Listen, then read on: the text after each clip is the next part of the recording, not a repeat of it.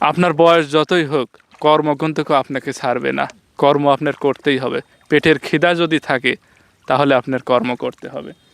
চাচার কত বয়স হয়ে গেছে, তারপরে সে পানিতে নেমে পাট ধরছে। আসসালামু আলাইকুম কাকা, কেমন আছেন? ওয়ালাইকুম সালাম, ভালোই আছি বাপ। এই পাট কি আপনার নিজেরই? আমার নিজেরই। কত বিঘা পাট বুনছিলেন 5 বিঘা। কাকা, এই যে আপনার বয়স কেমন হয়েছে? কমে 90। 90 বছর বয়স হয়ে গেছে। আসলে আপনার 90 বছর বয়স হয়ে গেছে, তারপরে কি আপনি কর্ম ছাড়তে পারতেছেন না? না, কর্ম করতেই হবে আপনার। আপনার ছেলে মেয়ে নেই?